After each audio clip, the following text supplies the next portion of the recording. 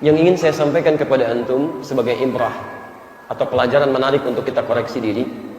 Beliau ini ahli ibadah, ahli fikih, hafal Quran dengan berbagai riwayatnya, paham banyak hadis sampai menuliskan kitab hadis, rajin tahajud tiap malam, rajin puasa sunnah, tapi di akhir kehidupannya, mohon maaf, matanya buta, Pak. Matanya buta. Kenapa buta? Karena seringkali menangis, memohon mengibah kepada Allah Subhanahu wa taala untuk diterima amal solehnya sebelum kembali kepada Allah Subhanahu wa taala. Pernah ditanya oleh seorang sahabatnya, "Ya Syekh, lima hakadha?" "Syekh, kenapa Anda mesti seperti ini, menangis sampai buta matanya?" Apa jawab beliau? Lihat kalimatnya.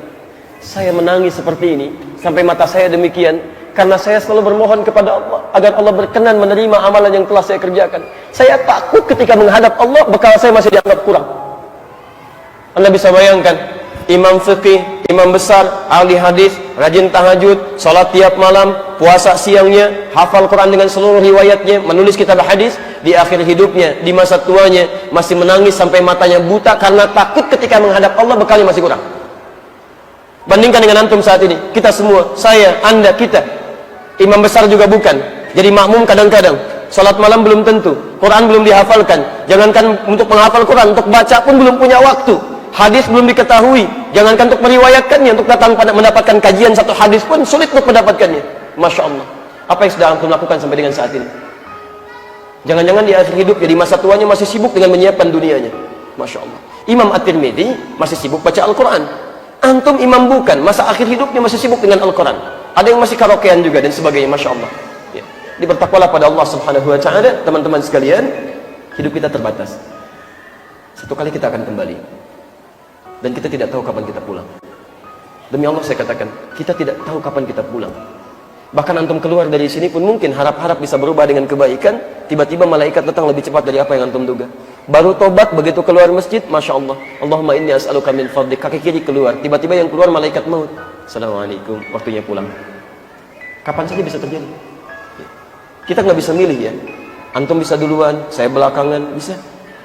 Atau ditukar, saya belakangan, antum duluan mungkin. Iya. Ya. Salah. Bisa, saya duluan setelah antum, bisa, gitu kan?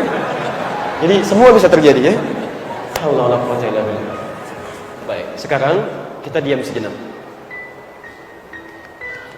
Coba antum pikirkan ya, di antara sekian senyuman yang antum pernah keluarkan, kebahagiaan yang Anda dapatkan sampai hari ini, apapun profesi Anda suatu saat akan meninggal.